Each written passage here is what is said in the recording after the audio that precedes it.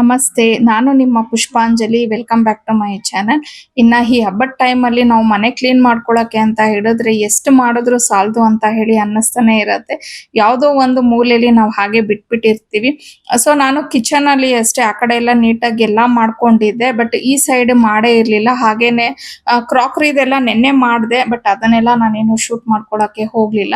So ಇದು ಒಂದು ಮಾತ್ರ ನಾನು ಪೆಂಡಿಂಗ್ ಇಟ್ಬಿಟ್ಟಿದ್ದೆ. ಹಂಗಾಗಿ ಫಸ್ಟ್ ಟಿಫನ್ ಎಲ್ಲ ಮುಗಿಸಾದ್ಮೇಲೆ ಈ ಕೆಲಸನ ಮಾಡ್ಬಿಡೋಣ ಅಂತ ಹೇಳಿ ಇದನ್ನೆಲ್ಲ ಮಾಡ್ಕೊಂತಾ ಇದ್ದೀನಿ. ಇಲ್ಲಿ ನಾನು ಇಟ್ಟಿರುವಂತ ಐಟಮ್ಸ್ ನ ಸ್ವಲ್ಪ ನಾನು ರೇರ್ ಆಗಿ ಯೂಸ್ ಮಾಡ್ತೀನಿ, ರೆಗ್ಯುಲರ್ ಆಗಿ ಯೂಸ್ ಇಲ್ಲ. ಅಂದ್ರೆ ಇಲ್ಲಿ ಮಡಕೆ ಮತ್ತೆ ಹಾಗೇನೆ ನಾನು ಹಿತ್ತಾಳೆ ಐಟಮ್ಸ್ ಅನ್ನ ಕೆಲವೊಂದನ್ನೆಲ್ಲ ಇಲ್ಲಿ ಇಟ್ಕೊಂಡಿದ್ದೀನಿ. ಇನ್ನ ಈ ಹಿತ್ತಾಳೆ ಐಟಮ್ಸ್ ಅನ್ನೆಲ್ಲ ನಾನು ಅಡ್ಗೆ ಮಾಡೋದು ಎಲ್ಲ ಚಿಕ್ಕಪೇಟೆಯಲ್ಲಿ ತಗೊಂಡಿದ್ದು. ಸೊ ಒಂದೇ ಶಾಪ್ ಅಲ್ಲಿ ನಾನು ತಗೊಂಡಿರೋದಲ್ಲ, ಒಂದೊಂದು ಶಾಪ್ ಅಲ್ಲಿ ತಗೊಂಡಿದ್ದೀನಿ. ಅಂದ್ರೆ ಹೋದಾಗ ಬಂದಾಗ, ಯಾಕಂದ್ರೆ ಇವೆಲ್ಲ ಸ್ವಲ್ಪ ಕಾಸ್ಟ್ಲಿ ಇರತ್ತೆ ಅಲ್ವಾ, ಹಂಗಾಗಿ ಹೋದಾಗ ಬಂದಾಗ ಒಂದೊಂದೇ ತೆಗ್ದಿಟ್ಟಿದ್ದು.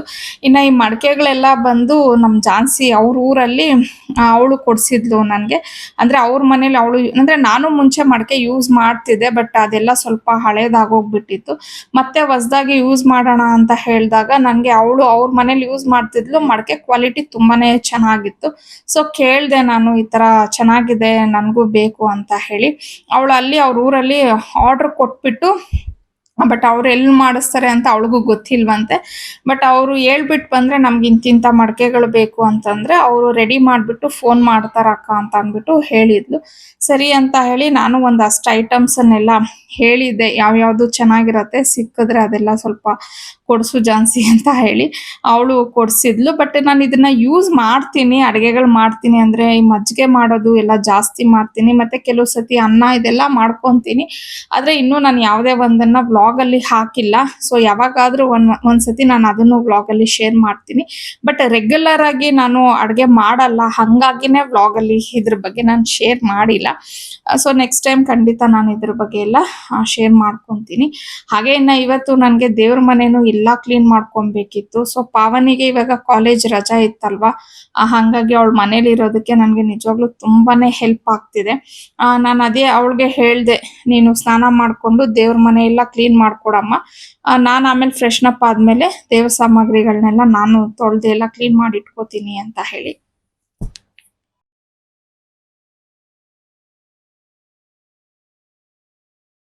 ಸೊ ಇನ್ನ ನನ್ನ ಮಕ್ಳಿಬ್ಬರಿಗೂನು ನಾನು ಯಾವ ರೀತಿ ಕೆಲಸ ಎಲ್ಲ ಕಲಿಸ್ದೆ, ಅವ್ರು ಯಾವ ರೀತಿ ಎಲ್ಲಾನು ಮ್ಯಾನೇಜ್ ಮಾಡ್ತಾರೆ ಅನ್ನೋದನ್ನ ಪ್ರತಿಯೊಂದು ನಾನು ಒಂದು ಬ್ಲಾಗ್ ಅಲ್ಲಿ ಶೇರ್ ಮಾಡ್ಕೊಂತೀನಿ. ಯಾಕಂದ್ರೆ ನನ್ಗೆ ಕೆಲವರು ಕೇಳ್ತಾ ಇದ್ದೀರಾ, ಯಾವ ರೀತಿ ನೀವು ಅವ್ರಿಗೆ ಕೆಲಸ ಮಾಡೋದನ್ನೆಲ್ಲ ಕಲ್ಸಿದ್ರಿ ಅಂತ ಹೇಳಿ. ನಾನು ತುಂಬಾ ಕಷ್ಟಪಟ್ಟಿದ್ದೀನಿ, ಅಷ್ಟು ಈಸಿಯಾಗಿ ಇವರಿಬ್ರು ಕೆಲಸ ಕಲ್ತಿಲ್ಲ. ಬಟ್ ಏನಂದ್ರೆ ನಿಜವಾಗ್ಲೂ ಅಷ್ಟೊಂದು ಹಠನೂ ಮಾಡ್ತಿರ್ಲಿಲ್ಲ, ಮಾಡೋರು. ಬಟ್ ಹೇಳಿದ ತಕ್ಷಣ ಮಾಡ್ತಿರ್ಲಿಲ್ಲ, ಸ್ವಲ್ಪ ಅದಕ್ಕೆಲ್ಲ ಟೈಮ್ ತಗೋತಾ ಇದ್ರು ಅವ್ರುನು. ಇವಾಗ್ಲೂ ಅಷ್ಟೇ ಕೆಲವು ಸತಿ ನಾನು ಹೇಳಿದ ತಕ್ಷಣ ಆಯ್ತು ಓಕೆ ಅಂತ ಅನ್ನೋದಿಲ್ಲ. ಅಮ್ಮ ಮಾಡ್ತೀನಿ, ನೋಡ್ತೀನಮ್ಮ ಆಮೇಲೆ ಮಾಡ್ತೀನಿ, ಹಿಂಗ್ ಹೇಳ್ತಾರೆ ಅವರುನು. ಸೊ ನಾನು ಪ್ರೀತಿಯಿಂದನೂ ಅವ್ರಿಗೆ ಕೆಲಸ ಕಲ್ಸಿದ್ದೀನಿ, ಮತ್ತೆ ತುಂಬಾ ಸತಿ ಸ್ಟ್ರಿಕ್ಟ್ ಆಗೂ ಸಹ ನಾನು ಅವ್ರಿಗೆ ಗೈಡ್ ಮಾಡಿದ್ದೀನಿ. ಆಗ್ಲೇ ಬೇಕಾಗುತ್ತೆ ಆಸ್ ಎ ಪೇರೆಂಟ್ಸ್ ನಾವು.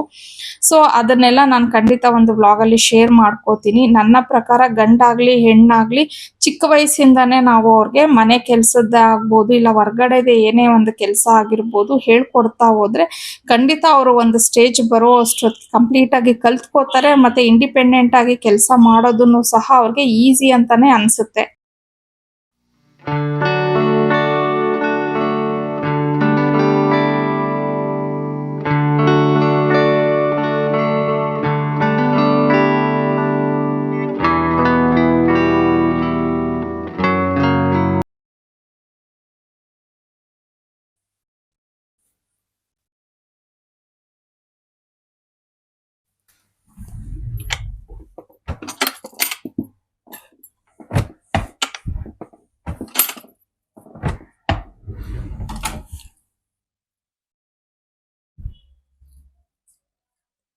ಸೊ ಇನ್ನ ಸ್ವಲ್ಪ ಕೆಲಸಗಳನ್ನೆಲ್ಲ ಮುಗಿಸ್ಕೊಂಡೆ, ಇನ್ನೂ ಇತ್ತು. ಆದ್ರೆ ಇವಾಗ ಸಡನ್ ಆಗಿ ಹೊರ್ಗಡೆ ಹೋಗೋದು ಬಂತು ಕೆಲಸ. ಅಂದ್ರೆ ಜಸ್ಟ್ 1 ಅವರ್ಗೆ ಸ್ವಲ್ಪ ಹೊರ್ಗಡೆ ಹೋಗಿ ಬರ್ಬೇಕು. ಮನೆಯವ್ರು ಕಾಲ್ ಮಾಡಿದ್ರು, ಬಾಮ್ಮ ಸ್ವಲ್ಪ ಕೆಲಸ ಇದೆ ಅಂತ ಹೇಳಿ. ಹಂಗಾಗಿ ಹೊರಡ್ತಾ ಇದ್ದೀನಿ. ಪಾವನಿ ದೇವ್ರ ಮನೆ ಎಲ್ಲ ಕ್ಲೀನ್ ಮಾಡ್ತಾ ಇದ್ಲು. ಸೊ ನಾನ್ ಸ್ವಲ್ಪ ದೇವ್ರ ಪಾತ್ರೆ ಎಲ್ಲ ತೊಳೆದ್ ಬಿಡೋಣ, ಅವಳು ದೇವ್ರ ಮನೆ ಕ್ಲೀನ್ ಮಾಡ್ಕೊಡ್ತಾಳೆ, ನಾನ್ ದೇವ್ರ ಸಾಮಗ್ರಿಗಳು ತೊಳೆದ್ರೆ ಆಗತ್ತೆ ಅನ್ಕೊಂಡೆ. ಇನ್ನ ಅವರು ಸಡನ್ ಆಗಿ ಬಾ ಅಂತ ಹೇಳಿದ್ರಲ್ವಾ, ಹಂಗಾಗಿ ಅಂತ ಅಂದ್ಬಿಟ್ಟು ರೆಡಿ ಆದೆ. ಇನ್ನ ಪಾಪ ಅವ್ರು ಇಲ್ಲಿ ಬಂದು ನನ್ನ ಪಿಕ್ ಮಾಡ್ಕೊಂಡು ಹೋಗಿ ಅಂದ್ರೆ ಈಗ ಆಫೀಸ್ ಲಂಚ್ ಟೈಮಲ್ಲಿ ಅವ್ರು ಪಾಪ ಬರ್ತಿರೋದು. ಲೇಟ್ ಆಗ್ಬಿಡತ್ತೆ ಅಂತ ಹೇಳಿ ನಾನು ನೀವು ಹಂಗೆ ಬನ್ನಿ, ನಾನು ಈ ಕಡೆಯಿಂದ ಬರ್ತೀನಿ ಅಂತ ಹೇಳ್ದೆ. ಸ್ವಲ್ಪ ಕೆಲ್ಸಗಳನ್ನ ಮುಗಿಸ್ಕೊಂಡ್ರೆ ಪಾಪ ಅವರು ಅವ್ರ ಪಾಡ್ಗವ್ರು ಹೋಗ್ತಾರೆ ಆಫೀಸ್ಗೆ, ನಾನು ಮನೆಗೆ ಬರಕ್ ಸರಿ ಹೋಗುತ್ತೆ ಅಂತ ಹೇಳಿ ಆಮೇಲೆ ಹಂಗೆ ಬರ್ತಾ ಸ್ವಲ್ಪ ಇದು ಪಾವನಿದು ಡ್ರೆಸ್ ಸ್ಟಿಚಿಂಗ್ಗೆ ಅಂತ ಹೇಳ್ಬಿಟ್ಟು ಕೊಟ್ಟಿದ್ನಲ್ವಾ ಹಬ್ಬಕ್ಕೆ, ಅದು ಬೇರೆ ತಗೊಂಡ್ ಬರ್ಬೇಕು. ಅವರು ರೆಡಿ ಆಗಿದೆ ಪುಷ್ಪ ಬನ್ನಿ ಅಂತ ಹೇಳಿದ್ರು. ಸೊ ಹೆಂಗೂ ಈಗ ಹೋಗ್ತಿದ್ದೀನಲ್ವಾ, ನಾನು ಸಂಜೆ ಹೋಗೋಣ ಅಂತ ಅನ್ಕೊಂಡಿದ್ದೆ ಎಲ್ಲಾ ಕೆಲ್ಸಗಳನ್ನ ಮಾಡ್ಬಿಟ್ಟು.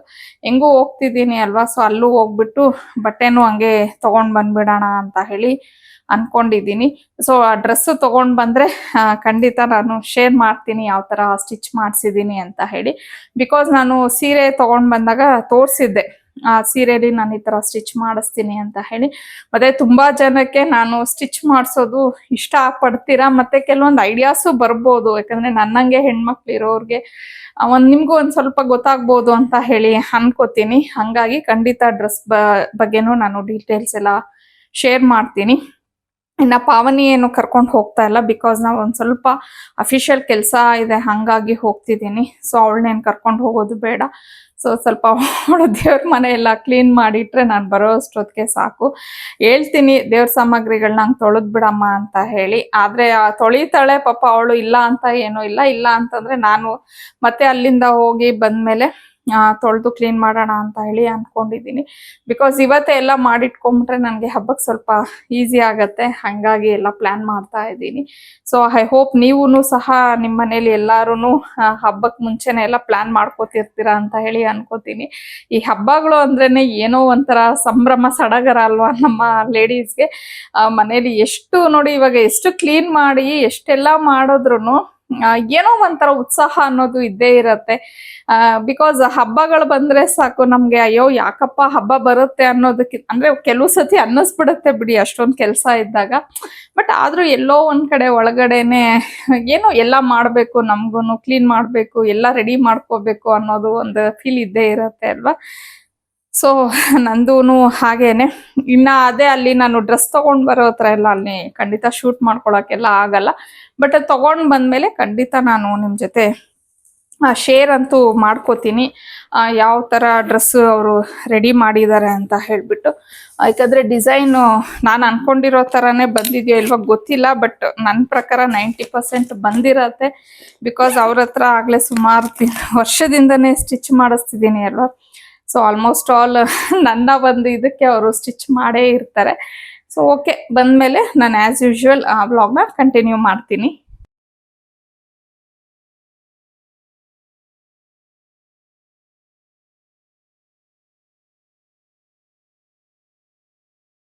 ಇನ್ನ ನಾನು ಜಸ್ಟ್ 1 ಅವರ್ ಅಲ್ಲಿ ಕೆಲಸ ಮುಗ್ದೋಗ್ಬಿಡತ್ತೆ ಅಂತ ಹೇಳಿ ಹೋಗಿದ್ದು. ಅಂದ್ರೆ ನಂಗೆ ನಮ್ಮ ಮನೆಯವ್ರು ಹಂಗೆ ಹೇಳಿದ್ರು, ನೀನನ್ನ 1 ಅವರ್ಗೆಲ್ಲ ಮನೆಗ್ ಕಳಿಸ್ಬಿಡ್ತೀನಿ ಬಾಮ್ಮ ಅಂತ ಹೇಳಿ. ಬಟ್ ಹೊರ್ಗಡೆ ಹೋದಾಗ ನಾವು ಖಂಡಿತ ಹೇಳೋದಕ್ಕಾಗಲ್ಲ ಎಷ್ಟೊತ್ತಾಗತ್ತೆ ಅಂತ ಹೇಳ್ಬಿಟ್ಟು. ಅದ್ರಲ್ಲೂ ಈ ಅಫಿಷಿಯಲ್ ಕೆಲ್ಸಗಳು ಅಂದ್ರೆ ನಾವೇನೋ ಹೋಗ್ಬಿಡ್ತೀವಿ, ಬಟ್ ಅವ್ರ ಕೆಲಸ ಮಾಡೋರು ಕರೆಕ್ಟ್ ಆಗಿ ಮಾಡ್ಬೇಕು. ಇವಾಗ ನೀವ್ ಎಲ್ಲೇ ಹೋಗ್ಲಿ, ಒಂದ್ ಬ್ಯಾಂಕ್ಗೆ ಹೋಗಿ ಎಲ್ಲೇ ಹೋಗ್ಲಿ, ಅವ್ರು ಹೇಳೋದು ಒಂದೇ, ಸರ್ವರ್ ಡೌನ್ ಇದೆ ಅಂತ ಹೇಳಿ. ಸೊ ನಮಗೂ ಹಂಗೆ ಪ್ರಾಬ್ಲಮ್ ಆಗೋಯ್ತು. ಇನ್ನ ಅಲ್ಲಿಂದ ನಾನು ಬಂದು ಡ್ರೆಸ್ನೆಲ್ಲ ಕಲೆಕ್ಟ್ ಮಾಡ್ಕೊಂಡು ಮನೆಗೆ ಬರೋ ಅಷ್ಟೊತ್ತಿಗೆ ಸುಮಾರು ಒಂದು 3-4 ಅವರ್ಸೇ ಆಗೋಗಿತ್ತು. ಮತ್ತೆ ತುಂಬಾ ಟಯರ್ಡ್ ಆಗೋಗ್ಬಿಟ್ಟಿದ್ದೆ. ನನಗೆ ಇರಕ್ಕೆ ಆಗ್ತಾ, ಅಂದ್ರೆ ಇವಾಗ ಬಿಸಿಲು ಹೆಂಗಿದೆ ಅಂದ್ರೆ ಹೊರ್ಗಡೆ ಹೋಗ್ಬಿಟ್ಟು ಮನೆಗೆ ಬಂದ್ರೆ ಮಲಗ್ ಬಿಡೋಣ ಅನ್ನೋ ತರಾನೇ ಅನ್ನಿಸ್ತಾ ಇರುತ್ತೆ. ಒಂಥರ ನಮ್ಮ ಎನರ್ಜಿ ಎಲ್ಲ ಅಲ್ಲೇ ಹೊರಟೋಯ್ತೇನೋ ಅನ್ನೋ ತರ ಫೀಲು. ನನ್ಗೂ ಹಂಗೆ ಆಯ್ತು. ಪಾಪ ಪಾವನಿಗೆ ನಾನು ಹೇಳಿ ಹೋಗಿದ್ದೆ, ನೀನೇನು ತೊಳಿಬೇಡಮ್ಮ, ನಾನೇ ಬಂದೆಲ್ಲ ಕ್ಲೀನ್ ಮಾಡ್ತೀನಿ ಅಂತ ಹೇಳಿ. ಆದ್ರೆ ಅವಳು ನನ್ನನ್ನು ನೋಡ್ಬಿಟ್ಟು ಪಾಪ ಅವಳ ಪಾಡ್ಗಳು ನಾನು ಏನೂ ಹೇಳಿಲ್ಲ, ಸುಮ್ಮನೆ ಹೋಗ್ಬಿಟ್ಟು ಕ್ಲೀನ್ ಮಾಡ್ತಿದ್ಲು. ನಾನು ಬಿಡು ಪಾವನಿ, ಒಂದು 1/2 hour ರೆಸ್ಟ್ ಮಾಡ್ಬಿಟ್ಟು ಕ್ಲೀನ್ ಮಾಡ್ಕೋತೀನಿ ಅಂದೆ. ಇಲ್ಲ ಪರವಾಗಿಲ್ಲ ಅಮ್ಮ, ನೀವು ಆರಾಮಾಗಿ ರೆಸ್ಟ್ ಮಾಡಿ, ನಾನು ಕ್ಲೀನ್ ಮಾಡ್ಕೊಡ್ತೀನಿ, ನನ್ಗೇನು ಬೇರೆ ಕೆಲ್ಸಗಳಿಲ್ಲ ಇವಾಗ ಅಂತ ಹೇಳ್ಬಿಟ್ಟು ಮಗುನೇ ಎಲ್ಲ ಕ್ಲೀನ್ ಮಾಡ್ತು. ನಿಜವಾಗ್ಲೂ ಇಂಥ ಟೈಮಲ್ಲಿ ಅಂದ್ರೆ ನಮ್ಗೆ ಕೆಲಸ ಮಾಡ್ಬೇಕು ಅಂತ ಹೇಳಿ ಅನ್ನಿಸ್ತಾ ಇರತ್ತೆ, ಬಟ್ ನಮ್ ಬಾಡಿ ಸಪೋರ್ಟ್ ಮಾಡ್ತಾ ಇರಲ್ಲ. ಯಾರಾದ್ರೂ ಒಬ್ರು ಇದ್ದು ಹೆಲ್ಪ್ ಮಾಡಿದ್ರೆ ಎಷ್ಟು ಚೆನ್ನಾಗಿರತ್ತಪ್ಪ ಅಂತ ಹೇಳಿ ಫೀಲ್ ಆಗತ್ತೆ. ಅಂತ ಟೈಮಲ್ಲಿ ಈ ತರ ಮಕ್ಳು ಕೆಲಸ ಮಾಡ್ಕೊಟ್ಬಿಟ್ರೆ ನಮ್ಮಷ್ಟು ಅದೃಷ್ಟವಂತರು ಯಾರು ಇಲ್ಲ ಅನ್ನೋ ತರಾನೇ ಅನ್ಸುತ್ತೆ ಅಲ್ವಾ. ನಮ್ಮನೇಲಿ ನಾವು ಬೆಳ್ಳಿ ಪಾತ್ರೆಗಳನ್ನೆಲ್ಲಾನು ಸಬೀನಾ ಮತ್ತೆ ನಾನು ಟೂತ್ ಪೇಸ್ಟ್ ಇರತ್ತಲ್ವಾ ಅದೆರಡು ಮಿಕ್ಸ್ ಮಾಡಿಬಿಟ್ಟೆ ಕ್ಲೀನ್ ಮಾಡ್ಕೊತೀನಿ. ಸೊ ತುಂಬಾ ನೀಟಾಗಿ ಇರತ್ತೆ. ನಾನು ಆಲ್ರೆಡಿ ಇದನ್ನ ಸುಮಾರು ವ್ಲಾಗ್ಸ್ ಅಲ್ಲಿ ಹೇಳಿದ್ದೀನಿ. ಆದ್ರೂ ನನಗೆ ಮಿನಿ ವ್ಲಾಗ್ ಅಲ್ಲೂ ಕೆಲವರು ಕೇಳ್ತಾನೆ ಇರ್ತಾರೆ ಯಾವ ತರ ವಾಶ್ ಮಾಡ್ತೀರಾ, ಟಿಪ್ಸ್ ಏನಾದ್ರು ಇದ್ರೆ ಶೇರ್ ಮಾಡಿ ಅಂತ ಹೇಳಿ. ಹಂಗಾಗಿ ಈಗ ಯಾರಾದ್ರೂ ಮತ್ತೆ ನೋಡ್ಬಿಟ್ಟು ಏನ್ ಹಾಕಿ ಕ್ಲೀನ್ ಮಾಡಿದ್ರಿ ಅಂತ ಕೇಳ್ಬೋದು ಅಂತ ಅಂದ್ಬಿಟ್ಟು ನಾನು ಬಿಫೋರೇ ಹೇಳ್ತಾ ಇದ್ದೀನಿ. ನಾನು ಬೇರೆ ಏನು ಯೂಸ್ ಮಾಡೋದೇ ಇಲ್ಲ. ಜಸ್ಟ್ ನಾರ್ಮಲ್ ಸಬೀನಾ ಮತ್ತೆ ಟೂತ್ ಪೌಡರ್ ಇಲ್ಲ ಟೂತ್ ಪೇಸ್ಟ್ ಎರಡರಲ್ಲಿ ನನಗೆ ಯಾವ್ದು ಸಿಗುತ್ತೋ ಅದನ್ನ ಹಾಕಿ ನಾವು ಕ್ಲೀನ್ ಮಾಡ್ಕೊಂತೀವಿ. ಇನ್ನು ಅಗೇನ್ ನನಗೆ ಅವತ್ತಿನ ದಿನ ವ್ಲಾಗ್ನ ಕಂಟಿನ್ಯೂ ಮಾಡೋಕ್ಕಾಗಲಿಲ್ಲ. ಇದು ಬಂದು ನೆಕ್ಸ್ಟ್ ಡೇ ನಾನು ಬೆಳಿಗ್ಗೆನೆ ಚಪಾತಿ ಮಾಡಿಬಿಟ್ಟು ಕುಂಬಳಕಾಯಿ ಪಲ್ಯ ಮಾಡೋಣ ಟಿಫನ್ಗೆ ಅಂತ ಹೇಳಿ ಎಲ್ಲ ರೆಡಿ ಮಾಡ್ಕೊತಾ ಇದ್ದೆ. ಇನ್ನು ಇವತ್ತು ಒಂದು ಗುಡ್ ನ್ಯೂಸ್ ಏನಂತಂದರೆ ಹನಿ ಬಂದಿದ್ದಾಳೆ. ಸೊ ರೆಸ್ಟ್ ಮಾಡ್ತಿದ್ದಾಳೆ. ಪಾಪ ಅವಳಿಗೆ ಸಾಕಾಗೋಗ್ಬಿಟ್ಟಿದೆ ಅಲ್ವಾ, ನೈಟ್ ಎಲ್ಲ ಜರ್ನಿ ಮಾಡಿದ್ದಾಳೆ. ಹಾಗಾಗಿ ಅವಳು ಎದೋಳೋ ಅಷ್ಟೊತ್ತಿಗೆ ಟಿಫನ್ ಮಾಡೋಣ ಅಂತ ಹೇಳಿ ನಾನು ಮಾಡ್ಕೊತಾ ಇದ್ದೆ.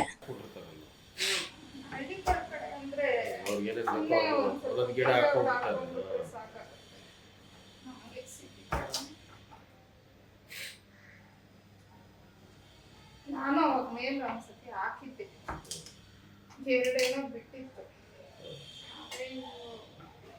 ಪಕ್ಕದ ಗಾರ್ಮೆಂಟ್ಸ್ ಏನೋ ಇದಾಕಿರ್ತಾರಲ್ಲಪ್ಪ ಮೇಲ್ಗಡೆ ರೂಮ್ ಅದು ಇಲಿಗಳು ಅದು ಬಂದ್ಬಿಟ್ಟು ಇಲಿ ಎಲ್ಲ ಹನಿ ಹಬ್ಬಕ್ಕೆ ಬರ್ತಾಳೆ ಅನ್ನೋದು ನಮಗೆ ಐಡಿಯಾನೇ ಇರಲಿಲ್ಲ. ಬಿಕಾಸ್ ಅವಳಿಗೆ ಒಂದು 10 days ಬಿಫೋರ್ ನಾವು ಕಾಲ್ ಮಾಡಿದಾಗ ಹಬ್ಬಕ್ಕೆ ರಜಾ ಏನೋ ಇದೆ ಕಾಲೇಜು, ಆದರೆ ಹಾಸ್ಟೆಲಲ್ಲಿ ನಮಗೆ ಪರ್ಮಿಷನ್ ಸಿಗ್ತಾ ಇಲ್ಲಮ್ಮ ಅಂತ ಹೇಳಿದ್ರು. ಯಾಕಂದರೆ ಇವ್ರು ಹಾಸ್ಟೆಲಲ್ಲೂ ಸಹ ಇನ್ಚಾರ್ಜ್ ಇರ್ತಾರೆ. ಅವರು ಎಲ್ಲಾದರೂ ಇವರು ಅಂದರೆ ಈ ಥರ ಊರಿಗೆ ಹೋಗ್ಬೇಕು ಇಲ್ಲ ಅಲ್ಲೇ ಎಲ್ಲಾದರೂ ಹೊರಗಡೆ ಹೋಗ್ಬೇಕು ಅಂದರೂ ಅವರು ಪರ್ಮಿಷನ್ ಲೆಟರಲ್ಲೆಲ್ಲ ಸೈನ್ ಮಾಡಿದ್ರೇ ಇವ್ರಿಗೆ ಹೊರಗಡೆ ಬರೋದಕ್ಕಾಗೋದು. ಸರಿ ಅಲ್ಲಿ ಅವ್ರ ಮ್ಯಾಮ್ ಏನೋ ಇಲ್ಲ ಇವಾಗ ಹೋಗ್ಬೇಡಿ, ಡೇಟಾ ಕಲೆಕ್ಷನ್ ಎಲ್ಲ ಮಾಡಿಕೊಂಡು ಇಲ್ಲೇ ಹಾಸ್ಟೆಲಲ್ಲೇ ಇರಿ, ಪರವಾಗಿಲ್ಲ ಕಾಲೇಜ್ ರಜಾ ಇದ್ರೂನು ಅಂದರೆ ಈಗ ಅವ್ರದ್ದು ಪ್ರಾಜೆಕ್ಟ್ಸ್ ಎಲ್ಲ ಇರುತ್ತಲ್ವಾ ಅದದ್ದೆಲ್ಲ ಕೆಲಸ ಇರುತ್ತೆ ಮಾಡ್ಕೊಂಡಿರಿ ಅಂತ ಹೇಳಿದ್ರಂತೆ. ಸರಿ ನಾನು ಆಮೇಲೆ ಹಂಗೂ ಮೇಲ್ ಹಾಕಿದ್ದೀನಿ ರಿಕ್ವೆಸ್ಟ್ ಮಾಡ್ಕೊತಾ ಇದ್ದೀನಿ ಅಂತ ಹೇಳ್ತಾನೆ ಇದ್ಲು. ಬಟ್ ಈಗ ಒಂದು 4 ದಿನದ ಮುಂಚೆ ಕಾಲ್ ಮಾಡಿದ್ದಕ್ಕೆ ಇಲ್ಲಮ್ಮ ರಜಾ ಕೊಡಲ್ಲ ಅಂತ ಹೇಳ್ಬಿಟ್ಟಿದ್ದಾರೆ. ಅಂದರೆ ಸಾರಿ ರಜಾ ಅಂತೀನಿ, ಪರ್ಮಿಷನ್ ಕೊಡಲ್ಲ ಹಾಸ್ಟೆಲಿಂದ ಹೊರಗಡೆ ಹೋಗೋದಕ್ಕೆ ಅಂತ ಹೇಳ್ಬಿಟ್ಟಿದಾರಮ್ಮ, ನಾನು ಅಲ್ಲೇ ಇರಬೇಕಾಗತ್ತೆ ಅಂತ ಅಂದ್ಬಿಟ್ಟು ಅಂದ್ಲು. ನನಗೆ ತುಂಬ ಬೇಜಾರಾಗೋಗ್ಬಿಟ್ಟಿತ್ತು. ಬಿಕಾಸ್ ವರ್ಷಕ್ಕೆ ಒಂದು ಹಬ್ಬ ಬರುತ್ತೆ, ಮಗಳು ಮನೆಗೆ ಬಂದಿಲ್ಲ ಅಂದರೆ ಹೆಂಗಪ್ಪ ಅಂತ ಹೇಳಿ. ಅದರಲ್ಲೂ ಯುಗಾದಿ ಹಬ್ಬ ಅಂತಂದರೆ ನಾವು ಹೊಸ ವರ್ಷ ಅಂತಾನೆ ಆಚರಿಸ್ತೀವಿ ಅಲ್ವಾ. ಸೊ ಒಂಥರ ಫೀಲ್ ಆಗೋಗ್ಬಿಟ್ಟಿತ್ತು. ಬಟ್ ಲಾಸ್ಟ್ ಮೂಮೆಂಟಲ್ಲಿ ಅವಳು ಅವತ್ತು ಬಂದ್ಲಲ್ವಾ, ನಂಗೆ ನಿಜವಾಗ್ಲೂ ಎಷ್ಟು ಖುಷಿ ಆಯಿತು ಅಂದರೆ ಅವಳು ಫುಲ್ ಪ್ಲ್ಯಾಂಡ್ ಸರ್ಪ್ರೈಸ್ ಕೊಡಬೇಕು ಅಂತಲೇ ನಮಗೆಲ್ಲ ಹೇಳ್ದೇನೆ ಬಂದಿದ್ದು. ಸೊ ಅವತ್ತಂತೂ ನನಗೆ ತುಂಬಾನೇ ಖುಷಿ ಆಯಿತು. ಪಾಪ ಬಂದ ತಕ್ಷಣ ಸ್ವಲ್ಪ ಹೊತ್ತು ರೆಸ್ಟ್ ಮಾಡಕ್ಕೆ ಹೋದ್ಲು. ನಾನು ಅದೇ ಕುಂಬಳಕಾಯಿ ಪಲ್ಯ ಮಾಡ್ತಿದ್ನಲ್ವ, ಆಮೇಲೆ ಎದ್ದು ಬಂದು ಅಮ್ಮ ನನಗೆ ಟೊಮೊಟೊ ಗೊಜ್ಜು ತಿನ್ನಬೇಕು ಅನ್ನಿಸ್ತಿದೆ ಅದನ್ನು ಮಾಡಮ್ಮ ಅಂತ ಅಂದ್ಲು. ಸರಿ ಅಂತ ಹೇಳಿ ಮತ್ತೆ ನಾನು ಈ ಪಲ್ಯನೇ ಜಾಸ್ತಿ ಮಾಡಿದ್ದೀನಿ, ಅದು ಮಾಡಿದ್ರೆ ವೇಸ್ಟ್ ಆಗುತ್ತೆ ಅಂತ ಒಂದು 4 ಟೊಮೊಟೊನ ಕಟ್ ಮಾಡಿ ಗೊಜ್ಜನ್ನು ಸಹ ಎಲ್ಲ ಮಾಡಿಕೊಟ್ಟೆ. ಆಮೇಲೆ ಇನ್ನು ಸ್ಕ್ರೀನ್ ಎಲ್ಲ ನಾನು ವಾಶ್ ಮಾಡಿಟ್ಟಿದ್ನಲ್ವ ಅದೆಲ್ಲ ಹಾಕ್ಕೊಂಡಿರಲಿಲ್ಲ. ಸರಿ ನಮ್ಮ ಮನೆಯವ್ರು ಫ್ರೀ ಆಗಿದ್ರು, ಹಂಗೆ ಒಂಚೂರು ಮಗಳ ಹತ್ರ ಮಾತಾಡ್ಕೊಂಡು ಸ್ಕ್ರೀನ್ ಹಾಕ್ಕೊಡಿ ಅಂತ ಕೇಳಿದೆ. ಅವರು ಅದನ್ನೆಲ್ಲ ಹಾಕ್ಕೊಟ್ರು. ಇನ್ನು ಹಬ್ಬಕ್ಕೆ ಹನಿಗೆ ಮತ್ತು ಪಾವನಿಗೆ ಡ್ರೆಸ್ಸಸ್ನ ಸ್ಟಿಚ್ ಮಾಡಿಸಿದ್ನಲ್ವ, ಸೊ ಅದು ಯಾವ ರೀತಿ ಮಾಡಿಸಿದ್ದೀನಿ ಅನ್ನೋದನ್ನು ಡೀಟೇಲ್ಸ್ ಹೇಳೋಣ ಅಂದ್ಬಿಟ್ಟು ಅಗೇನ್ ವ್ಲಾಗ್ನ ಕಂಟಿನ್ಯೂ ಮಾಡ್ತಾ ಇದ್ದೀನಿ. ಸೊ ನಾನು ಆ್ಯಕ್ಚುಲಿ ಸೀರೆಯಲ್ಲಿ ಹೊಲಿಸ್ತೀನಿ ಅಂತ ಅಂದ್ಬಿಟ್ಟು ಈ ಸೀರೆ ತಂದಾಗ್ಲೇ ನಾನು ಹೇಳಿದ್ದೆ, ನಾನು ಈ ಥರ ಸಾರಿ ಕೆಳಗೆ ಬಿದ್ದೋಯ್ತು ಪಾವನಿ ಎತ್ತಿ ಅಂತ ಹಂಗೆ ಮೀ ಇಸ್ತೇನೆ ನ್ಯಾಚುರಲ್గా ఉంటుంది ಕ್ಲೀನ್గా.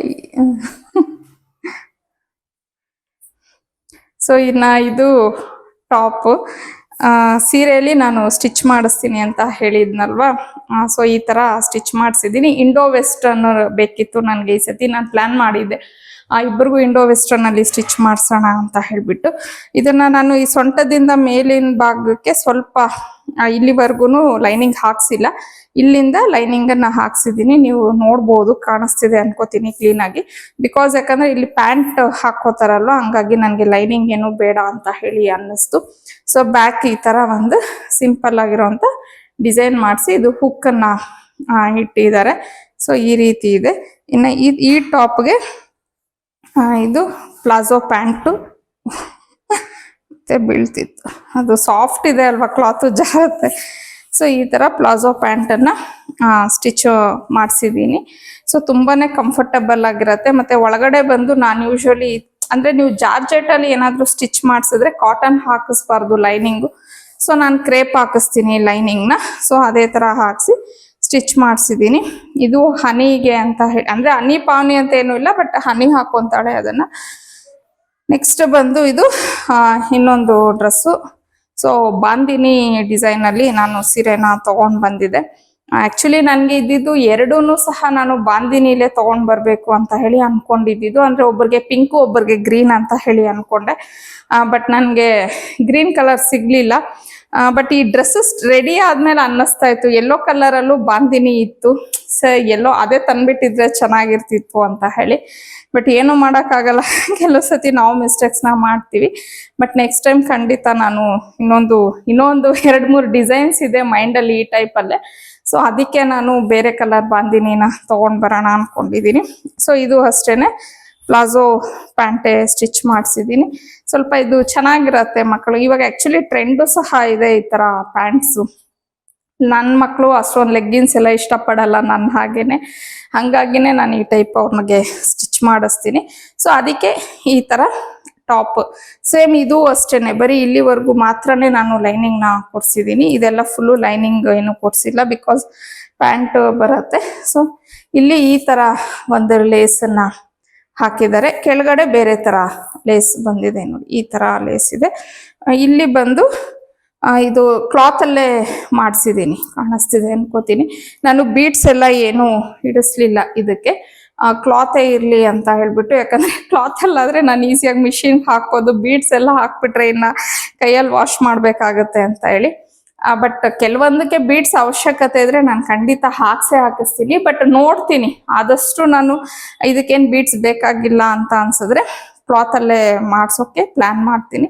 ಸೊ ಇದು ಒಂದು ಡ್ರೆಸ್ಸು. ಎರಡು ತುಂಬಾ ಚೆನ್ನಾಗಿ ಬಂದಿದೆ. ಎರಡು ಫಿಟ್ಟಿಂಗ್ ಮಾತ್ರ ಸೂಪರ್ ಆಗಿದೆ ಅಂತಲೇ ಹೇಳ್ಬೋದು.